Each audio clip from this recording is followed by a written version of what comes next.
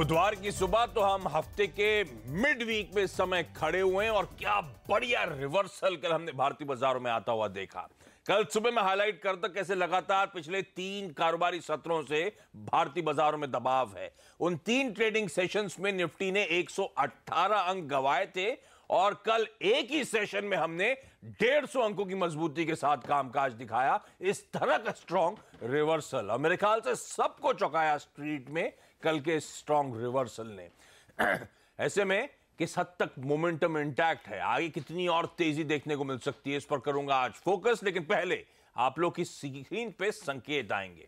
और American markets कल जब हम कामकाज की समाप्ति कर रहे थे 65 अंक के आसपास डाउ फ्यूचर्स मजबूती के साथ ट्रेड कर रहे थे, लेकिन उससे कहीं ज्यादा 150 अंकों से ज्यादा की तेजी दरअसल कल अमेरिकन मार्केट्स में देखने को मिली। कच्चे तेल में जरूर कुछ उछाल है, करीब $1.25 के आसपास 3.5 और आज सुबह के बीच में।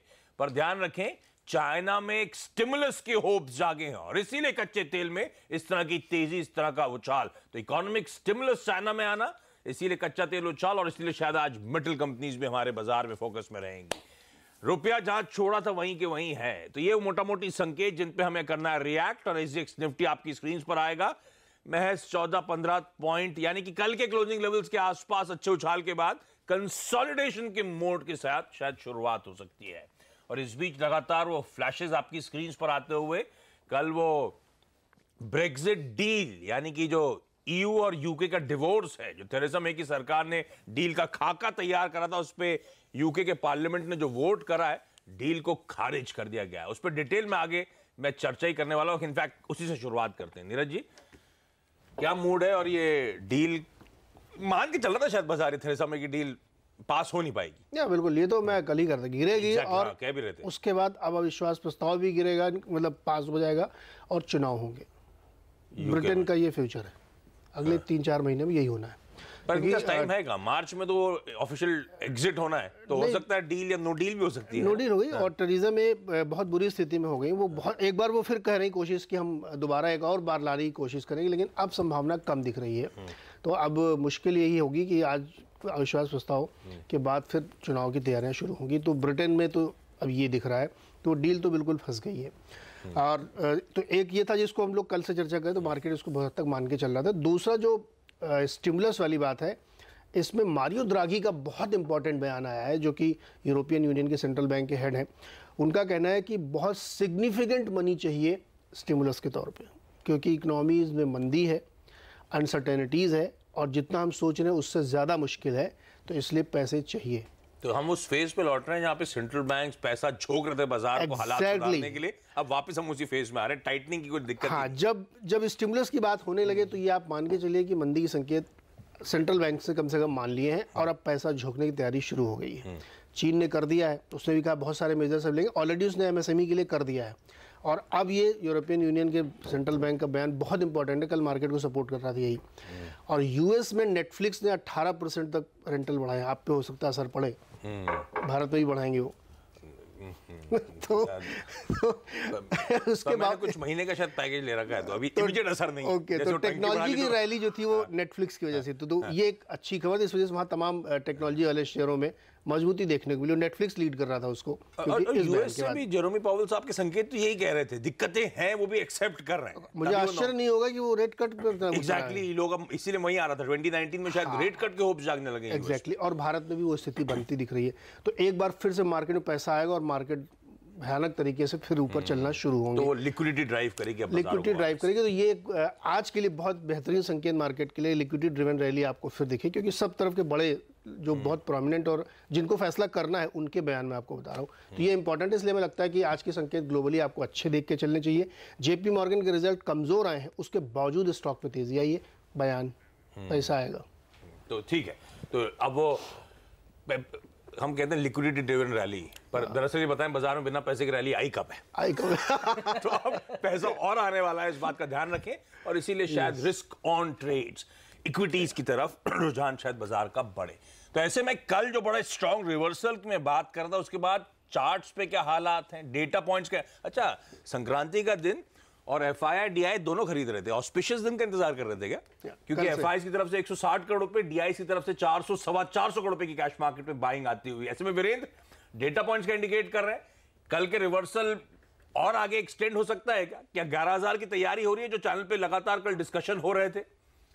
देखिए आशीष, कल के सेशन की ब्यूटी क्या थी जानते हैं?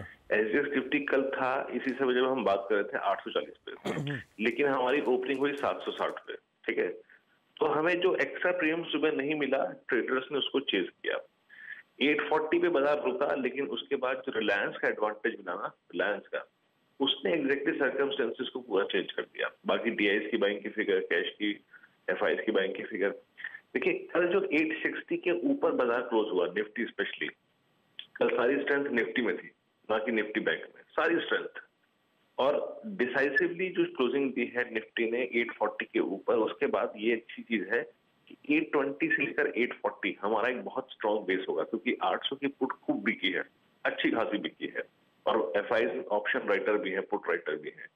तो चेज हमें इस सेशन को इस तरीके से करना चाहिए कि कल की स्ट्रेंथ पे फोकस करेंगे, 820 840 के जोन में स्टॉप लॉस रखेंगे, थोड़ा सा और डीप कर सकते हैं तो भी ठीक है, लेकिन टेक्निकली निफ्टी अब थोड़ा सा स्ट्रांग है, बहुत अच्छी तरह से स्ट्रांग है।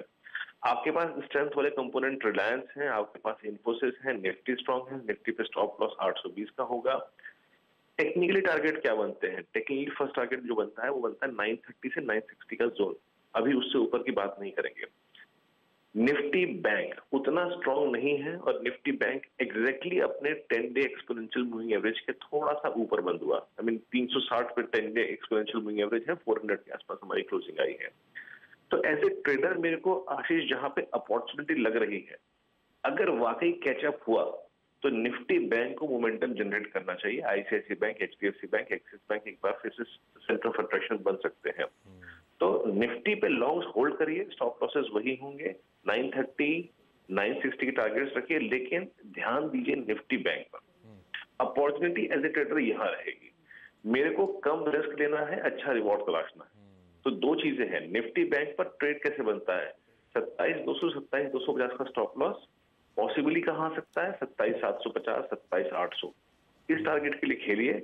अगर वाकई बाजार में स्ट्रेंथ है तो मोमेंटम यहां जनरेट होगा।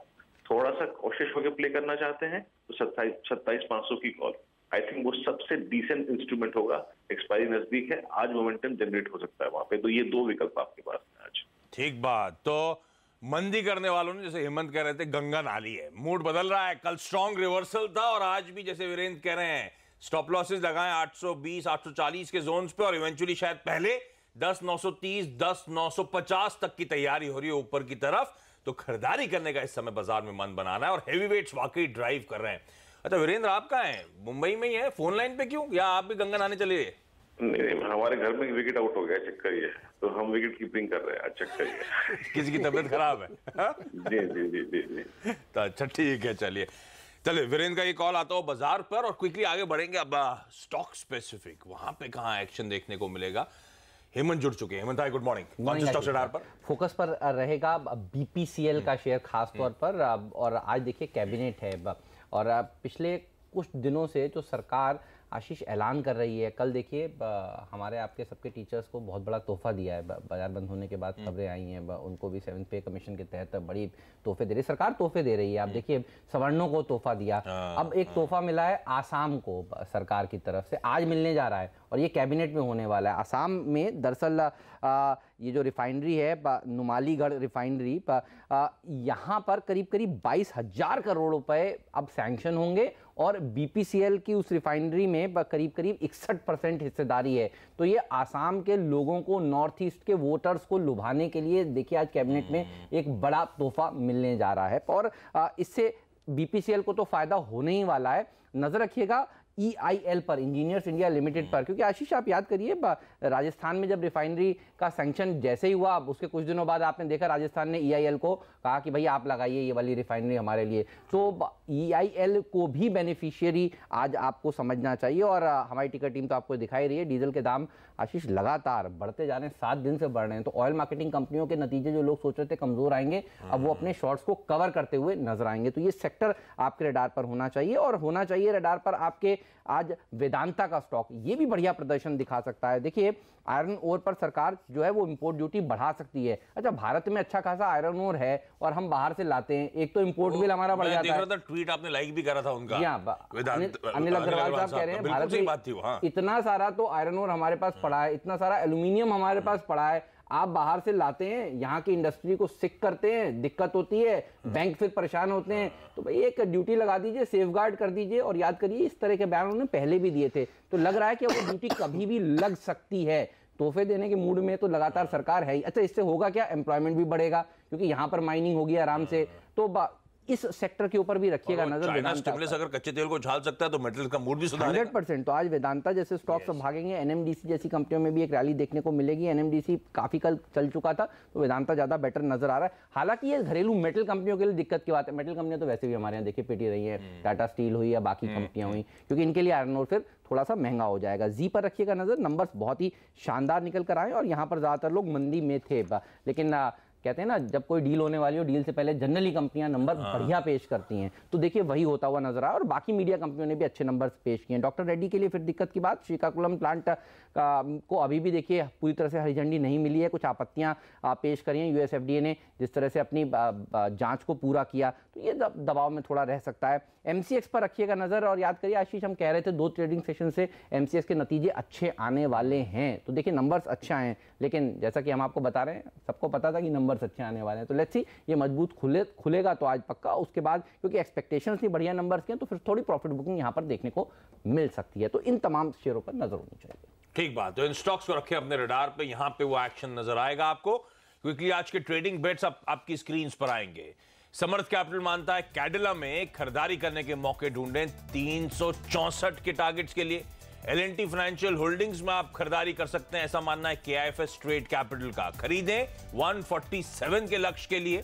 और अदानी पोर्ट में चॉइस ब्रोकिंग मानता है खरीदारी करें आज 395 और फिर 400 तक के टारगेट्स के लिए यहां पे अप्रोच किया जा सकता है।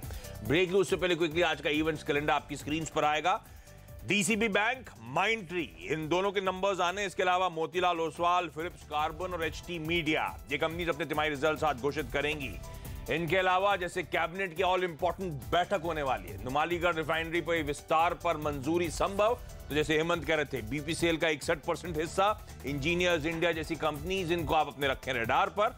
और हां, ब्रेक्जिट को लेकर तमाम डेवलपमेंट बाजार क्लोजली वॉच आउट करेगा। ब्रेक ले रहा हूं, ब्रेक के उस पार कमोडिटी और करेंसी मार्केट्स की स्ट्रैटेजी। ब्रेक के बाद आपका स्वागत है और कमोडिटी और करेंसी मार्केट्स की स्ट्रैटेजीज पे कर लेते हैं फोकस। स्ट्रैटेजीज आई हैं इंडिया निवेश कमोडिटीज की तरफ से। इनका मानना है सोना खरीदारी करके चलें इसमें 32,280 के लक्ष्य के लिए। बाकी के लेवल्स आप लोग नोट डाउन कर लें। और यूएसडी आईएनआर पेयर में भी इनका मानना है खरीदारी करनी चाहिए। 7120 के लेवल्स पर बाइंग इनिशिएट करें 7160 के टारगेट्स के लिए, यानी कि रुपया आज ट्रेड में और कमजोर होने जा रहा है। जाते एसजीएक्स निफ्टी आपकी स्क्रीन पर एक फ्लैटिश ओपनिंग के इंडिकेशंस, लेकिन कमजोरी में, सुस्ती में समय मन तो आपको खरीदारी करने का बनाना चाहिए। बाजार तैयारी कर रहा है 930 950 के जोन्स तक जाने की। मॉर्निंग कॉल में इतना ही। ब्रेक के उस पार स्टॉक 2020। नमस्कार।